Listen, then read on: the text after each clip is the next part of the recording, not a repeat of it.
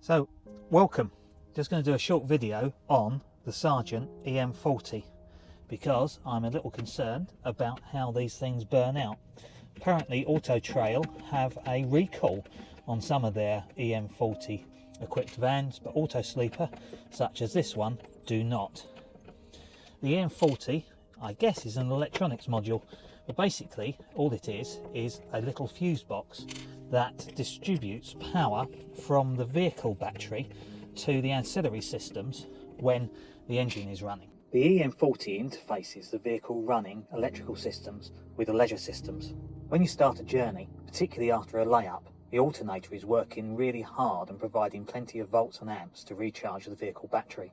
If you have your Dometic fridge also trying to cool down, this can consume a lot of power, which can overload the power connectors.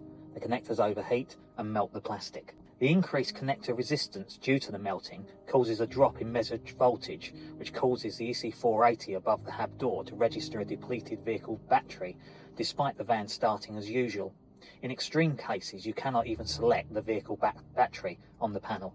Note that Sargent recommends switching the vehicle type in the advanced settings from Peugeot to Fiat.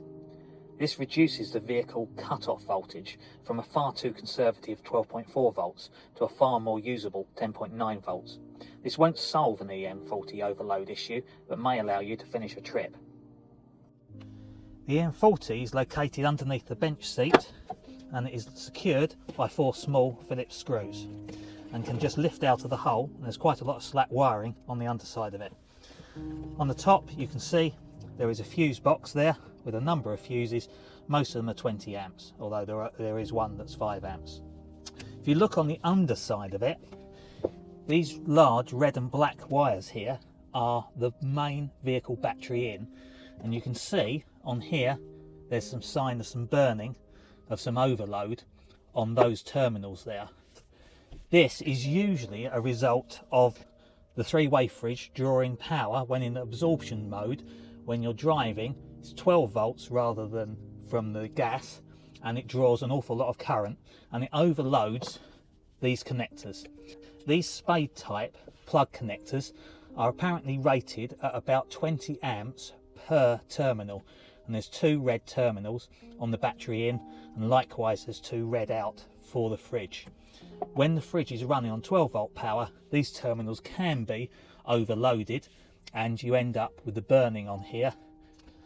Now Sargent do sell for around £200, including VAT, a replacement EM41, an upgraded version which is designed for higher battery powers. The higher battery power is essential if you're using lithium batteries, but even with lead acid, as I've got, you can still see that my EM40 is burnt out. I was quite tempted by the Sargent EM41, however they still use these same plug-in terminals with the same 20 amps per terminal rating. So after doing a little bit of research, I came across this, which is the Apuljack Electronics high power EM40.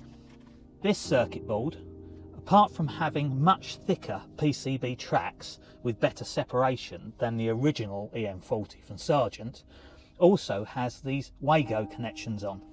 These Wagos are rated at 41 amps per connection rather than the 20 amps of the original. So there should be a lot less issues with the system burning out. So the first thing I'm going to do here is I'm going to disconnect the old EM40.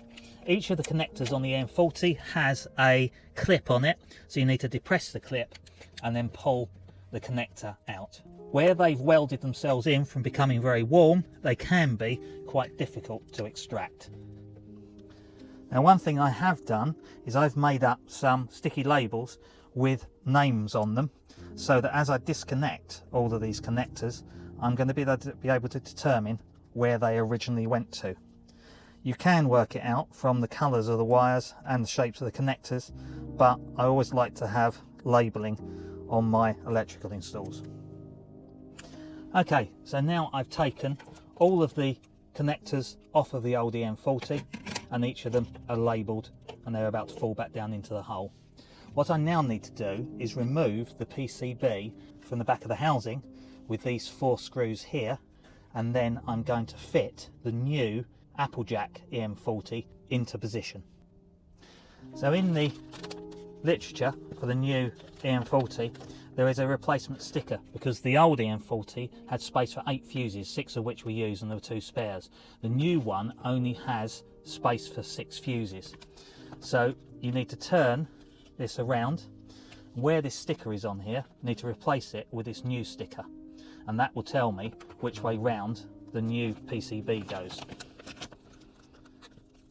So we'll peel the stickiness off the back of that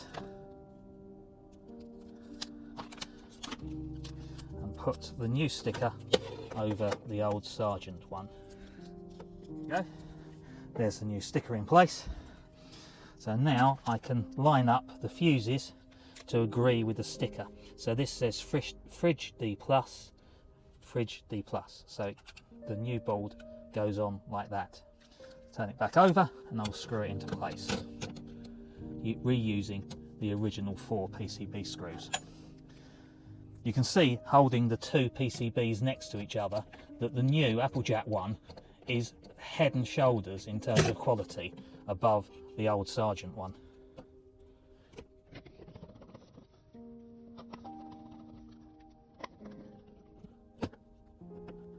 Nip those 4 screws up a smidgen, and now I can start connecting things. Now, due to the difference in the connector types between the old Sargent and the Apuljack, I need to actually cut off the original dilapidated burnt out plug, and I do recommend that you cut back far enough so you get nice, good, clean interior copper on these single core cables. Now, I can't find my side cutters, so I've got a pair of end cutters, which aren't the end of the world, but not ideal for this. So I'm going to cut through the negatives, and I'm going to cut through the positives. Just check I've got good clean copper in there, which I have. So I've cut back far enough. So I've only cut back an inch, but you can see how badly burned that connector is. So this is to strip 12mm, so I've set my cutters to 12mm, put it in there,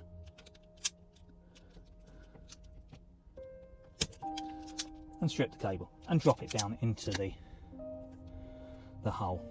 Next one I'll pull slightly one-sided so that I don't drop it down into the hole. There we go. So I'm going to put these 2 into the connectors. So on here you can see that the battery connector, the vehicle battery in, red, red, black, black. So I'm going to put the 2 red ones in. Fortunately there's plenty of spare cable in there to work the Wagos. So pull it out 45 degrees, pop the cable in till it stops, let go, clip into place, waggle to make sure that it's held in there well, which it is. Do the second red one. When you're putting them in, just make sure that all of the cores go in and you've not got any straggler cables sticking out. So I've now connected the hardwired cable, the vehicle battery in. This is the one that burnt out, 2 positives, 2 negatives.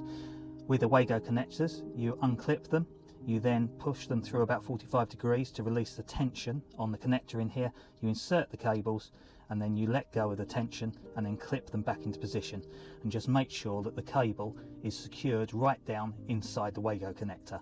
There's quite a length of insulation above the conductors, so you shouldn't have any problem with any short circuiting. Done that on the vehicle battery in. I've done it on the black fridge connector and the control voltage, the little yellow cable there, and I've also done it on the 2 positive feeds were the green fridge connector, and they also sometimes burn out. Mine were okay, fortunately. One thing that's left to do now is to connect the rest of the electrical connections here. So the first one, this one is the white to power supply. So white to power supply, got a clip on either side. These connectors, they've got oval shaped and round shape, so they can only fit in one way round. If you look on there, it's that way round. Got the oval connectors up there, and there it will clip in nicely. Now again, this one has oval ones so, or flat-sided circles, so I just need to make sure that goes on around the right way. As I say, it won't fit in the wrong way. We then come to the vehicle battery out one. This is the one that is a proprietary connector that's no longer available, but the instructions explain to you here how to fit it. So it was in that orientation, you're going to put it in this orientation with the tab facing up towards the vehicle battery in connectors. So there's the tab, it's going to coil it round there, and then I'm going to fit it in to the connector like that. So here we have it with the wiring done. Vehicle battery in, vehicle battery out to the EC500 PSU, all of the Sargent systems, fridge out, you've got another PSU control cable over the back there, and you've got what's called Fiat in, which is weird because of course it's a Peugeot this one, but Fiat, Peugeot, all the same, which is the control from the ignition switch systems. There's also a towing connector there which isn't connected on mine. I presume that's if you've got a caravan or something like that on your tow bar in the back. So that is the install. Now I just need to screw it back into its opening.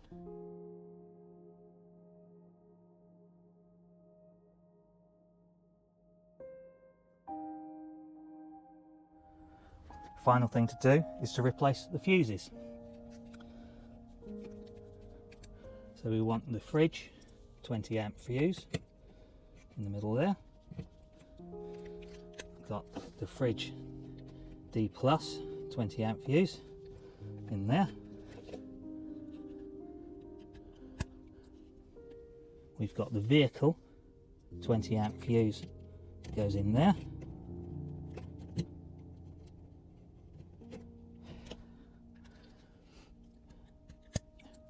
Got the two tow-in 20 amp fuses which aren't used, but I will put them in anyway.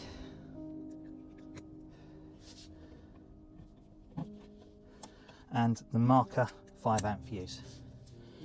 Do the side marker lamps when you're driving. And there we have it. It is done.